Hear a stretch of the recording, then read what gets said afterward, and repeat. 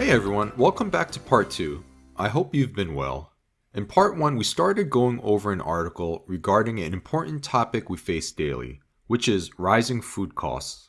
Now we will go through the rest of the topic. What's causing higher prices?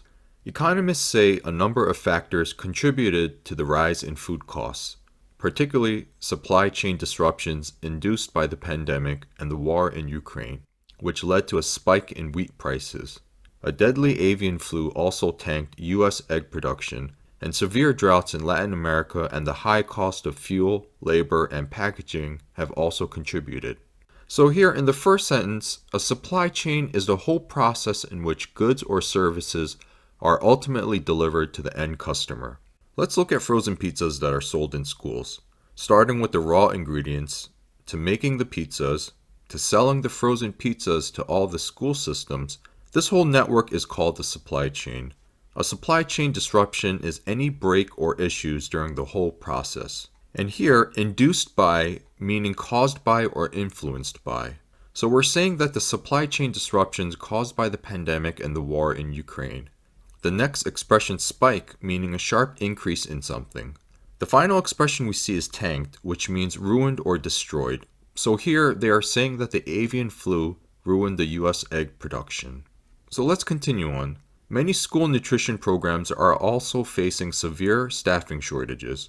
In Prince George's County, Maryland, schools are currently 200 employees short, from cafeteria staff to food service professionals, meaning they have to purchase more prepackaged items instead of preparing some foods on site.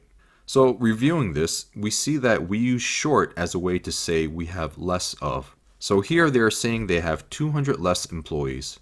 It's used after a number and noun. For instance, we are $300 short. The next expression, on site, meaning the actual physical location. So in the sentence, they are saying that they have to purchase more prepackaged items instead of making the food on site, which would be at the school kitchen. The role of pandemic-era funds. During the pandemic, school meals were entirely free in public schools for families of every income. That program expired in June, making eligibility more complicated and with more administrative hurdles. So let's review this section. In this paragraph, we see the word eligibility. Eligibility means being allowed to or qualified to. In the next sentence, we see the usage of hurdles.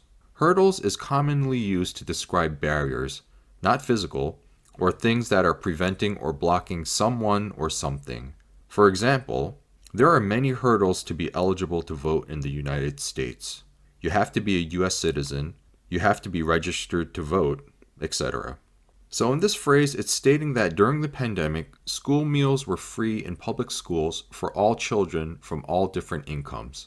However, this program expired in June, making it more difficult for students to be able to qualify for the free meal program. Plus, there were more administrative barriers that made it even more difficult. So let's continue on. This year, California and Maine will become the first states to offer universal free school meals. But in most places, the higher cost of food will be passed along to parents, who are required to submit the proper paperwork to prove their income meets eligibility requirements. Universal free is an expression used to describe something that is free for everyone. As an example, free meals for everyone or free healthcare for everyone. The next expression, passed along, is a common way to express shifting responsibility or ownership onto someone else. So here it's saying that the higher cost of the food will be passed to the parents, who will be responsible, from a paying perspective, to cover the costs. So to summarize this section, in this paragraph it's saying that California and Maine will become the first states to offer free school meals to all children. However, in most places, the higher cost of the food will be the responsibility of the parents who earn over a certain income. In order to be eligible for the free meals for their children, the parents will be required to show proof of their eligibility by submitting paperwork that shows evidence of their income and that it falls below a certain limit. Finding creative solutions. Saddled by rising costs and supply chain issues, some school districts are implementing creative solutions to lower costs, including leasing warehouse space with other districts to store bulk items. The East Hampton School District is working with local vendors this year to source cheaper produce and to eliminate supply chain disruptions. Bove says she found a local farm that sells a case of apples for $35, compared to the $65 the district would normally pay its vendor. I've been branching out to local farms and trying to do more farm to school because the supply chain with them is great and it's cheaper, she says. We see this expression saddled by in the paragraph, but the word saddle has the meaning of a leather seat which goes on top of a horse. So imagine how heavy or burden it must be for the horse with a person sitting on them. So here, saddled by is used to describe adding on responsibility or problem to a person or company. For example, even after losing revenue in 2021 due to weak sales, ABC Company was saddled by additional problems including ongoing lawsuits and high employee turnover.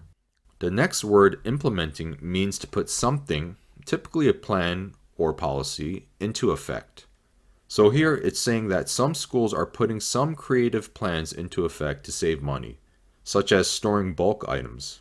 The next expression we see is source, which means to get or obtain from a particular source. Here, source is used as a verb. For example, we typically source our ground beef from 3 distributors in New York. The last expression we see is branching out. Branching out meaning to start something new or different. For example, I used to only sell sneakers, but these days I've branched out into selling jackets, sweatshirts, and even backpacks. So reviewing this section, in these paragraphs, it's stating that adding on to the problems the school faces, including rising costs and supply chain issues, some schools are establishing creative solutions to lower costs. The East Hampton School District is also working with local vendors to get cheaper produce and get rid of supply chain issues.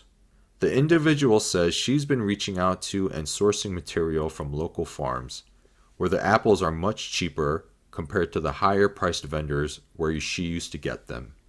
Continuing on, some districts are also planning to make their own meals rather than relying on pre-made items. Schools with bread mixers are making rolls from scratch, while others are growing fresh fruit and vegetables to cut back on canned foods, which cost more to package and lead to excess waste. Relying on means to need for support or for help. Let's look at the sample. Since Jane is the smartest person in the company, Tom always relies on her when he needs help with something. The next expression, from scratch, is another often used expression, used usually when talking about cooking or making food. It means that you use all of the basic ingredients to bake or cook something, rather than buying pre-made or pre-packaged ingredients. As an example, when you bake an apple pie from scratch, you use each ingredient individually, which is the sugar, salt, butter, apples, flour, eggs, etc., to create the apple filling, the pie crust, and bake this all together to make an apple pie, rather than buying a pre-made or store-made pie crust or a store-made or pre-made apple filling. The next expression, cut back on, is an expression meaning to reduce. For instance, you smoke too much, you need to cut back on cigarettes. So we've covered a common issue people are facing nowadays and went over many expressions that we use daily. I hope that you remember these expressions so that you can apply them to your daily life, whether it's watching the news, listening to the radio, talking with your friends, etc. I've put together 4 key sentences from the article so that you can practice with me. So let's go over these.